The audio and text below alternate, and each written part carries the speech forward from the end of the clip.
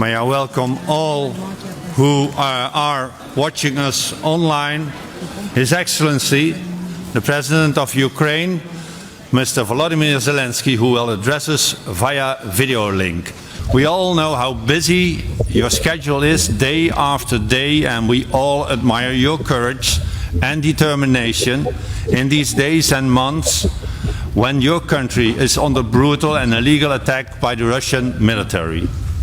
Since the 24th of February, Russia also crossed our red lines, the red lines of this organization, which was founded to protect and promote peace in the whole of Europe on the basis of the respect for the rule of law, human rights and democracy. Mr. President, we here in the hemicycle are more than ready to listen to your wisdom and your advice to our members and our member states. Mr. President, without further delay, I give you the floor. And thank you very much for being here with us.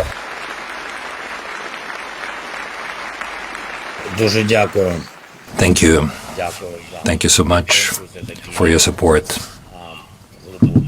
and for such kind, profound words that I understand very well, which are so important. The messages, the actions that I hear from you, dear Mr. President, Secretary General, ladies and gentlemen, present there, dear Europeans, I'm very grateful to you for this possibility to talk to you today. These days, Ukraine wakes up every morning with two questions. What else has become the target of the Russian terror in the previous night? And where else our forces were able to prevail over the terrorists? And when I say these days, I don't mean just 2 days or a week, not even a month. The Russian terrorist war against Ukraine has been going on for 232 days. And that's after 8 years of war in Donbass. I think you are well informed about what Ukrainians have to live through these days, because in the European media there is no shortage of information about specific manifestations of the Russian terror and about the course of this war.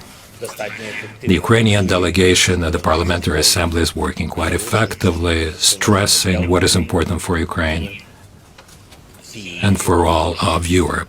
So I won't take your time to tell you about the new targets of the Russian terrorists and the events at the front line. I want to focus on something else, on how and when we will be able to put an end to these days, when the war will end, when peace will come, when our territorial integrity, peace and quiet will come back to the Ukrainian land.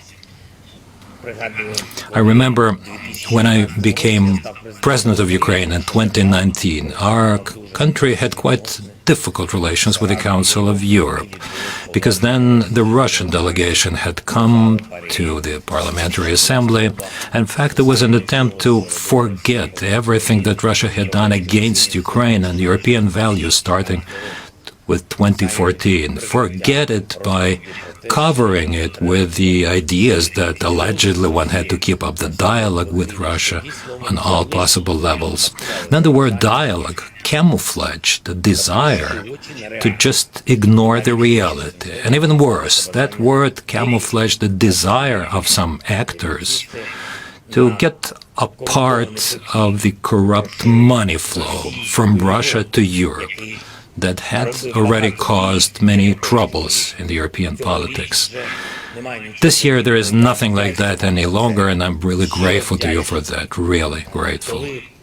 When Russia started its full-fledged invasion, you quickly adopted a very principled decision and you expelled the aggressor state from the Council of Europe. You adopted a number of resolutions that condemned the Russian terror and the crimes of that country against international law. The principled approach is what we can see on all the other levels of the European institutions. But what does it all mean in essence?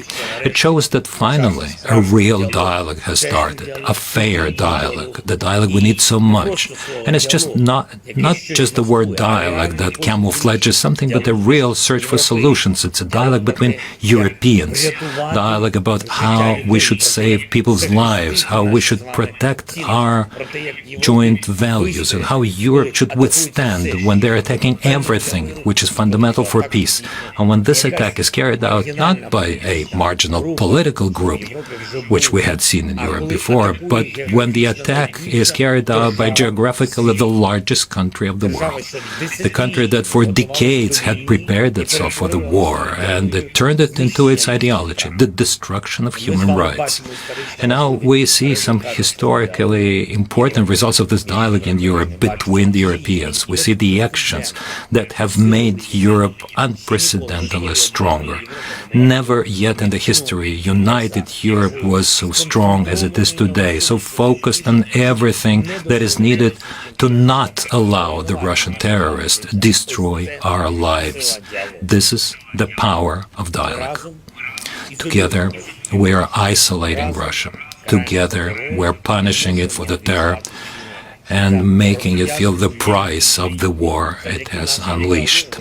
Thanks to our dialogue, we have very important programs of support for Ukraine, defense programs, financial support, the programs to support Ukrainians, the ones who had to flee their homeland to save themselves from hostilities. Thanks to this dialogue, a lot has been done to protect Europe from the Russian energy weapons. What had been called for decades had become a priority for the national governments, for the European institutions. And we have to continue this kind of dialogue, the dialogue between us, the dialogue with our partners all over the world. And I will ask you on all the levels in politics and media, as you talk to your voters, to promote the idea of delivering to Ukraine a proper number of modern air defense and anti-missile systems. This year, we already have to defend, to protect our skies from Russian terror. If this is done, this will be a fundamental step to bring the war to an end in the nearest future. We have to continue this dialogue to cut down further Russia's possibilities to finance this war. In particular, it is crucial to take away the profits from oil and gas exports from the aggressor state. Russia should see zeroed accounts to think about the benefits of peace.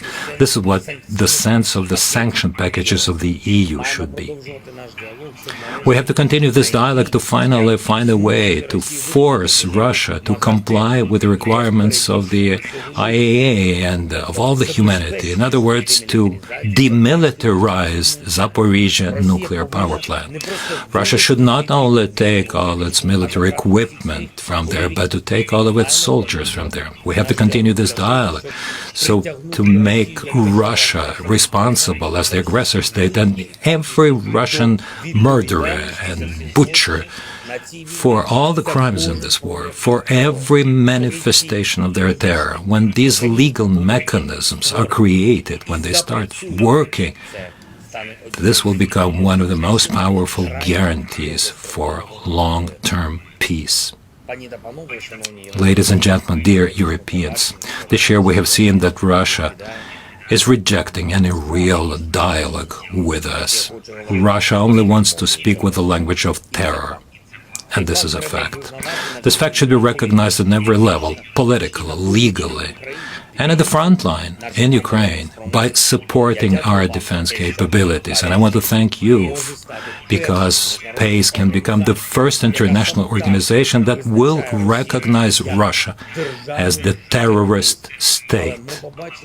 But we have seen the power of a real dialogue between us, the dialogue about how terror can be stopped. As a result, Europe is much stronger now, as anyone could have thought, and potentially our possibility to protect freedom, rule of law, human rights, and social justice is even stronger than we can think about it today. Europe can play a historic role in creating a special tribunal for Russia's aggression against Ukraine. Let's do it. It will be the best way to protect the principles of international law. Europe can become a leader in all the efforts to pay back the losses created by the war. We have to create a proper compensation mechanism.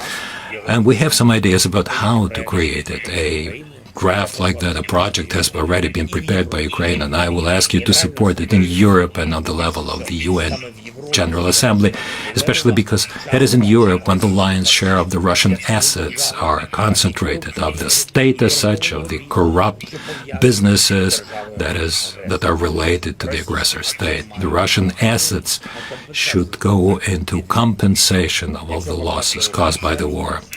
Now, if we really think about it, each of you would know very well what are the elements of this peace formula. You all hear what this dialogue in Ukraine and in Europe is about and in the world to stop this war, to bring peace back. Ukraine has proposed its road toward peace. It's a European road. It's a road of dialogue and of principled decisions, a dialogue, a way of implementing the decisions to protect Ukraine, humanity, to keep increasing the price for the aggressor, for the war. The road of making all those who are responsible for the war to respond for it. This is the road toward victory. It's much shorter than it may seem, but only on condition that the dialogue for it is fair between all of us who really cherish freedom, and that the word dialogue does not cover the wish to ignore the war. I want to thank you for your attention. Thank you for your great support. Long live Europe.